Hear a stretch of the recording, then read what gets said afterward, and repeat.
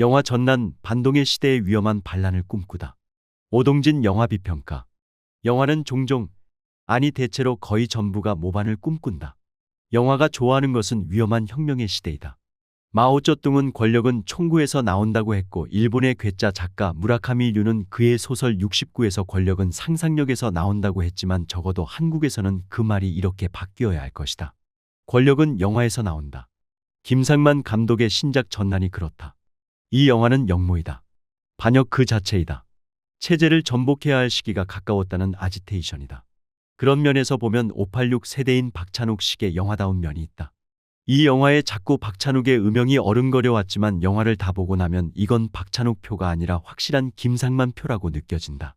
박찬욱의 낙관이라면 글쎄, 잘린 목에 눈을 파먹는 까마귀의 이미지, 그런 고어스러움. 어쨌든 툭하면 반국가 단체라는 올가미를 씌우려드는 이 반동의 시기에 이 작품이 공개되는 11일 이후에는 목에 씌우는 조선시대의 형틀칼이 박찬욱과 김상만을 향하게 될지 모를 일이다. 충분히 그러고도 남을 영화이고 남을 시대이다. 부산국제영화제는 이 영화를 개막작으로 선정하면서 재미있는 사극이고 활극이어서 라는 변을 내놨지만, 보통 역모의 시작은 그렇게 시침 뚝 떼고 눈 가리고 아웅하는 식으로 전단지를 길가에 뿌리면서 진행되는 것이다. 넷플릭스가 문제인데 경성 크리처 시즌1로 뉴라이트를 대변하고 12부작 드라마 돌풍으로 한국의 민주화를 비웃더니 앞불싸. 이제는 반역을 꿈꾸고 있는 셈이다. 넷플릭스가 실효와 트렌드 면에서 늘 앞선다는 점을 고려하면 세상이 바뀌긴 바뀔 모양이라는 점을 시사하는 대목이다. 영화는 기본적으로 세상을 반영하지만 또 한편으로는 세상을 미리미리 예단하는 측면이 있다. 영화가 지니고 있는 세상에 대한 예지력은 놀라운 면이 있다. 김상만의 전, 나는 그렇게 영화와 세상이 맺는 변증의 관계를 보여준다. 영민한 연출이고 대담한 투자 기획이다. 우려와는 달리, 그리고 우려와 편견을 싣고 매우 매력적인 작품으로 나왔다. 영화 전난은 짐작컨대 전쟁, 반란이라는 4부작 서사로 기획되었을 가능성이 높다. 실제로 영화는 그렇게 4개의 단락으로 구별돼 있다. 임진왜란이라는 시대 배경은 정유재란까지 이어지며 영화 전편을 지배하기는 하지만 비교적 초반 에피소드에 집중된다. 영화 전체를 이어가는 컨셉은 오히려 이 2가지 대사에서 확연히 드러난다. 무가 집안, 곧 세도가의 자제로 이후 선조의 호위무사, 금이군 대장이 되는 이종려는 그가 어릴 적부터 검술 스파링 상대로 친해진 집안의 노비 처녀과 막역한 친구처럼 지낸다. 그런 종려를 두고 그의 부인은 이런 식으로 꾸짖는다. 개는 기르는 것이고 종은 부리는 것입니다. 어쩌자고 이러시는지요. 한편 무능하고 교활한 선조와 그의 간신 무리들이 의병 대장 김자령을 역적으로 몰아 척살하고 그 목을 효시하자 처녀는 피눈물을 흘리며 이렇게 절규한다. 니들이 정녕 내게 반역을 원한다면 그래, 내 반역을 해주마라고. 처녀는 마음 한 구석으로는 그래도 나라의 공을 세우고 면천을 받아 노비에서 해방될 것이라는 신분 상승의 꿈을 요만큼이라도 없애지 못하고 있던 터였다. 그가 반역자가 되는 것은 그가 원래 반역자여서가 아니라 세상이 그를 반역의 길로 내몰았기 때문이다. 세상이 뒤집어질 때는 대체로 이렇게 계급의식에 대한 자각이 폭력적으로 혹은 강제적으로 이루어질 때이다. 이럴 때의 반역자들은 막을 방도가 없다. 다들 세상을 전복해야겠다는 확신의 범죄자가 되기를 자처하기 때문이다. 그래서 영화 전난의 원래 제목은 반란이다. 그러나 그렇게 내세우지는 못했을 것이다. 너무 직설적인 제목이라고 판단했을 가능성이 높다. 영화는 정여립의 난이 실패한 것에서부터 시작해 정여립의 대동사상의 얘기로 끝을 맺는다.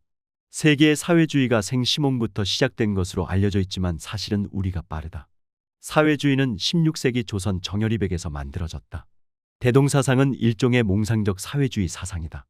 계급 간 구별이 무너지고 양반과 노비가 함께 어울려지는 세상을 꿈꿨다. 당시로서는 무엇보다 선조 같은 조선조 제1로 무능하고 간악한 임금으로서는 무슨 짐승 같은 소리냐고 역정을 낼 일이지만, 가톨릭 사상이 그랬듯이 평등의 이데올로기는 한지의 먹물이 번지듯 그렇게 은근하게 그리고 삽시간에 죽 퍼지는 법이다. 제일 무서운 이데올로기는 평등사상이다. 극중 활극을 펼치며 왜군과 관군의 목을 베는 여인 범동이 김자령 의병대장 앞에 무릎 꿇고 배를 올리며 하는 말이 사람들의 눈시울을 친다. 그녀는 말한다. 지는 이제 장군과는 함께 못할 거구만요. 그래도 장군님은 지가 지금까지 만난 유일한 양반다운 양반이십니다요. 부디 강령하시게요. 선조에게 목을 잘리기 직전 김자령이 하는 말 역시 사람들로 하여금 피눈물을 흘리게 한다. 난 놓고 기억자도 모르던 범동이 자네 말이 다 맞는 것이었구만. 영화가 좋은 반응을 얻으려면 3가지 정도의 좋은 장면과 3가지 정도의 좋은 대사가 있어야 한다. 전나는 그런 면면이 차고 넘친다. 전나는 따라서 좋은 영화이다. 전나는 비교적 고난도의 사회과학 이론을 지니고 있고 그것을 전개한 이야기 구조이기도 하다. 모든 전란과 반란은 늘 아방과 타방, 적대와 비적대, 내부와 외부의 적이 실타래처럼 뒤엉키기 마련이다. 임진왜란과 정여립이 이끈 대동계의 반란에서 의병들은 나라의 적, 오랑캐와 또 다른 나라의 적인 내부의 선조 일당과 싸워야 했다. 적대적 모수는 노비 천영을 포함한 의병과 갱신이 이끄는 왜군들의 관계이고 비적대적 모수는 천영과 관군 대장 이종려이지만 세상 일이란 이 적대와 비적대의 관계조차 해체시키고 뒤얽히게 만든다. 영화 중반부의 적대적 싸움은 오히려 천영과 종려 사이에서 벌어진다.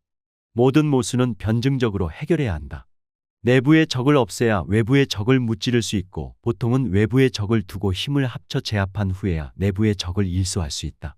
그 전략과 전술의 수립이 인류 전사에 펼쳐진 모든 혁명 과정의 최대 난제 중 난제였으며 레닌은 이를 약한 고리 이론으로 정리해냈다. 영화 전난의 놀라운 화두는 임진왜란의 극복은 어쩌면 임금 선조를 치는 것에서 가능했을 수 있다는 점을 보여준다는 것이다. 이건 지금까지의 이순신이 만든 충신 신화를 뒤집는 조선을 살리기 위해서는 조선을 죽였어야 했고 왕에게 충성하기 위해서는 왕에게 반역을 해야 했다는 논리라는 점에서 실로 반역적이다. 임진왜란의 약한 고리는 선조 체제를 무너뜨리는 것이었다. 영화 전난이 은근히 그리고 우회적으로 강조하는 것은 바로 이 약한 고리 이데올로기이다. 전난은 김상만의 야심작이다. 아마도 그는 이 작품으로 연출의 이정표를 찍은 셈이 될 것이다. 후반부의 3자 대결 곧 이종려와 천영, 왜군 대장 겐신의 결투는 세르지오 레오네가 1966년에 내놓은 전설적인 명작 석양의 무법자를 쿠엔틴 타란티노의 1996년 영화 저수지의 개들처럼 피가 낭자한 버전으로 찍은 것이다. 자르고 찌르고 피가 솟구치고 팔다리가 잘려나간다. 잔인하고 냉혹하지만 현실적이다. 이준익 감독이 만든 역시 정여립의 대동사상을 내세웠던 영화 구름을 벗어난 달처럼에서 반역을 주도한 이몽학이 이번 영화에서 그 반란의 대상인 선조 임금 역을 한다는 건 역시 작은 뒤집기의 캐스팅이었다. 눈에 띄는 대목이다. 영화로 하여금 반란의 길로 나서게 만들고 있다. 그래, 니들이 우리가 반역하기를 원해. 해주지. 세상을 뒤집어주지.